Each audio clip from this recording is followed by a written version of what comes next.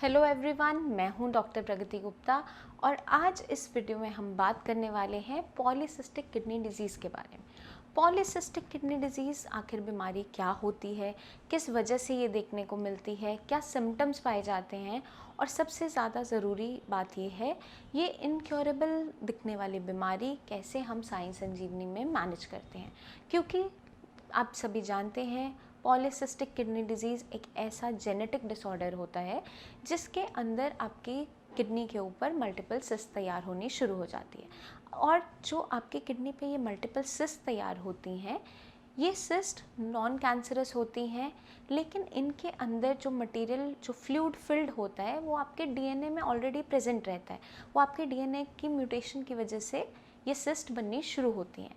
अब ऐसा आपकी बॉडी में क्या होता है कि आपकी किडनी के ऊपर, लिवर के ऊपर सिस्ट तैयार होनी शुरू हो जाती है। अब जैसे मैंने आपको बताया पॉलीसिस्टिक किडनी डिजीज़ एक जेनेटिक डिसऑर्डर है, तो इसके अंदर दो टाइप्स देखे जाते हैं।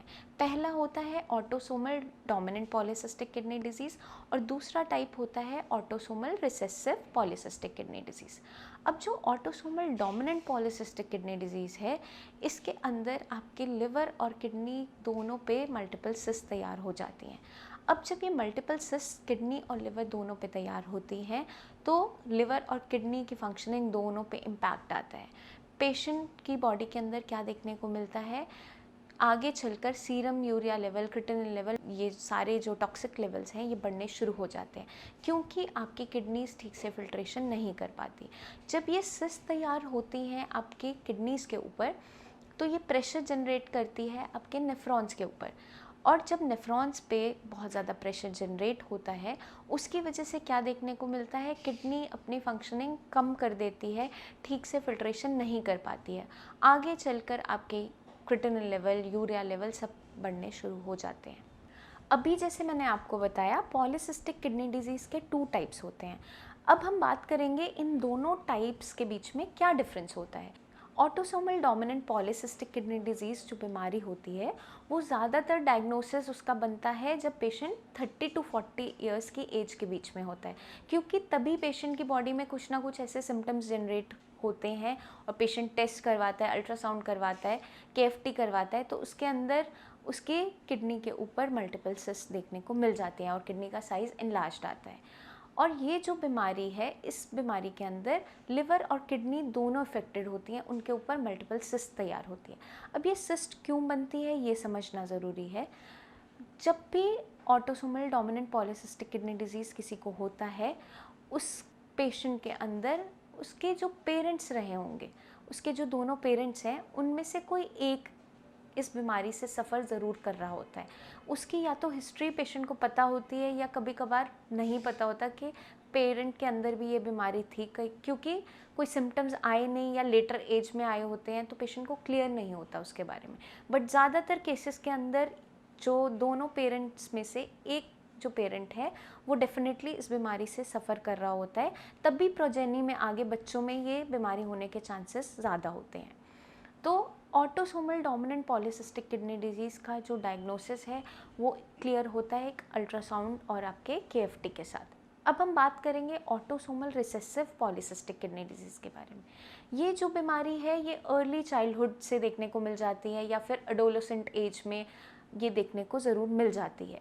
इस बीमारी के अंदर आपकी किडनी के ऊपर मल्टीपल सिस्ट तैयार हो जाती हैं जिसकी वजह से आपकी किडनी की फिल्ट्रेशन कम होनी शुरू हो जाती है। और इस बीमारी के अंदर जो आपके दोनों पेरेंट्स थे, ज़रूरी नहीं है वो इस डिज़ीज़ से सफ़र कर रहे हों, ज़रूरी नहीं है आपके पेरेंट्स को ये पॉलीसिस्टिक किडनी डिजीज़ हो। वो या तो आपके दोनों पेरेंट्स या फिर दोनों में से कोई एक पेरेंट कैरियर रहता है इस बीमारी का, क्योंकि उनकी जो फैमिली थी उसमें किसी को पॉलीसिस्टिक किडनी डिजीज़ की दिक्कत रही होगी और आगे ये जीन्स के साथ उनके अंदर आ जाती है। बट वो इस बीमारी से सफ़र नहीं करते, आगे चलकर आपके अंदर ये बीमारी देखने को मिलती है क्योंकि जो पेरेंट्स थे वो कैरियर थे इस बीमारी के, उन्हें ये बीमारी नहीं होती है। तो अब आप क्लियर हो गए होंगे autosomal dominant polycystic kidney disease क्या है और autosomal recessive polycystic kidney disease क्या है। अब हम बात करेंगे इस बीमारी के सिम्टम्स के बारे में। सबसे पहला सिम्टम जो देखने को पेशेंट के अंदर मिलता है वो होता है प्रोटीन लॉस, क्योंकि किसी भी किडनी फेलियर के टाइप के अंदर सबसे पहला जो सिम्टम ज़्यादातर देखने को मिलता है वो होता है प्रोटीन लॉस। प्रोटीन लॉस जब बहुत लंबे टाइम से हो रहा होता है तो आगे चलकर आपकी किडनी बहुत ज़्यादा डैमेज में चलती चली जाती है और आपके यूरिया लेवल्स, क्रिएटिनिन लेवल्स सब बढ़ने शुरू हो जाते हैं। सेकंड सिम्टम जो देखने ज़्यादातर पेशेंट के अंदर देखने को मिलता है वो होता है हाई ब्लड प्रेशर, और साथ के साथ पेशेंट के एब्डोमेन में, पीठ के पीछे पेन होना शुरू हो जाता है, बहुत ज़्यादा दर्द होता है, हाई ग्रेड फीवर बना रहता है, बहुत हाई फीवर भी देखने को मिल सकता है। और साथ के साथ कुछ पेशेंट्स के अंदर जब ये सिस्ट्स बर्स्ट हो जाती हैं, ये सिस्ट फट जाती हैं, तो यूरिन के अंदर ब्लड देखने को भी मिल जाता है। और ये जो सारे सिम्टम्स हैं ज़्यादातर पॉलीसिस्टिक किडनी डिजीज़ के पेशेंट्स के अंदर देखने को मिल जाते हैं। तो अगर हम अर्ली स्टेज पे इन सिम्टम्स को पकड़ लेते हैं तो फर्दर हम अपनी किडनी को डैमेज होने से बचा सकते हैं। अब सबसे ज़्यादा जानना ये ज़रूरी है कि पॉलीसिस्टिक किडनी डिजीज़ जो बीमारी है, इनका कन्फर्मेटरी टेस्ट क्या होता है। इनका जो कन्फर्मेटरी टेस्ट होता है, एक KFT के साथ साथ आपका अल्ट्रासाउंड भी होता है। अल्ट्रासाउंड जब आप होल एब्डोमेन का करवाते हो तो उसके अंदर अगर आपके लिवर पे, किडनी पे मल्टीपल सिस्ट आ रही हैं और किडनी का साइज़ एनलार्ज्ड है तो आपका डायग्नोसिस बनता है पॉलीसिस्टिक किडनी डिजीज़ का। अब ये जो बीमारी है ये इनक्योरेबल होती है, ये जड़ से ख़त्म नहीं हो पाती है, लेकिन हाँ, इस बीमारी को हम मैनेज ज़रूर कर सकते हैं और आगे चलकर अपनी किडनी को फर्दर डैमेज से बचा सकते हैं। वही काम करता है साई संजीवनी। साई संजीवनी के अंदर जब भी कोई पेशेंट आता है तो सबसे पहले हम उसका डायग्नोसिस तैयार करते हैं, किस वजह से उसकी किडनी फेल हो रही है, किस वजह से उसकी जो क्रिएटिनिन लेवल है, यूरिया लेवल है वो बढ़ रहे हैं, उसका डायग्नोसिस तैयार किया जाता है। जब एक बार डायग्नोसिस तैयार हो जाता है, मान लीजिए किसी पेशेंट को पॉलीसिस्टिक किडनी डिजीज़ है, तो उसके अंदर हम जब उसका ट्रीटमेंट शुरू करते हैं तो उसका KFRT ट्रीटमेंट स्टार्ट किया जाता है, किडनी फंक्शन रिस्टोरेशन ट्रीटमेंट। उसके साथ साथ अब किसी पेशेंट को अगर पॉलीसिस्टिक किडनी डिजीज़ है तो KFRT ट्रीटमेंट के अंदर हमें उसके सिस्ट के लिए भी ट्रीटमेंट देना ज़रूरी हो जाता है, क्योंकि अगर हम सिस्ट के लिए कोई ट्रीटमेंट नहीं करेंगे तो फर्दर आपकी किडनी डैमेज की ओर बढ़ती चली जाती है। तो आपके KFRT ट्रीटमेंट के साथ साथ आपके सिस्ट का भी ट्रीटमेंट किया जाता है, और ये सिस्ट जड़ से ख़त्म नहीं होती, लेकिन हम इनकी प्रोग्रेशन को रोक सकते हैं। जैसे ये सिस्ट बनती चली जा रही हैं तो उन्हें हम रोक सकते हैं कि आगे चलकर और सिस्ट तैयार ना हो और उनका साइज़, जो सिस्ट ऑलरेडी प्रेजेंट है, उनका साइज़ छोटा होना शुरू हो जाए।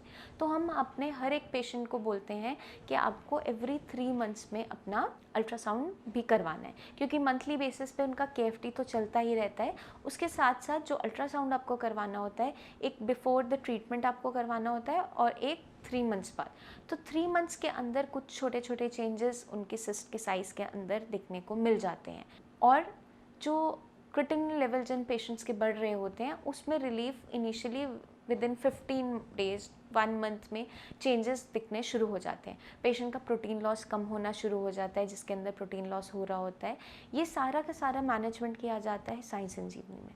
आपको एक इस तरीके की डाइट दी जाती है जो आपको मदद करती है आपके लेवल्स को कंट्रोल करने में, मैनेज करने में।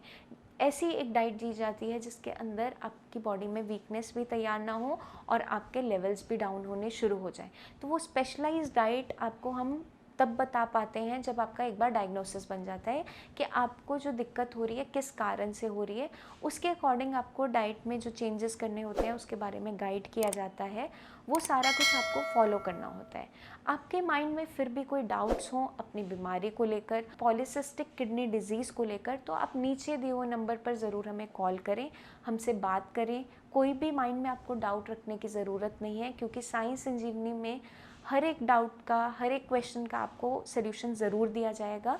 और इसी के साथ मुझे चलने की आज्ञा दीजिए। धन्यवाद, और जल्दी ही मिलते हैं नेक्स्ट वीडियोस में, जहां मैं लेकर आऊँगी बहुत सारे ऐसे टॉपिक्स जो मदद करेंगे आपको अपनी किडनी हेल्थ को इम्प्रूव करने में।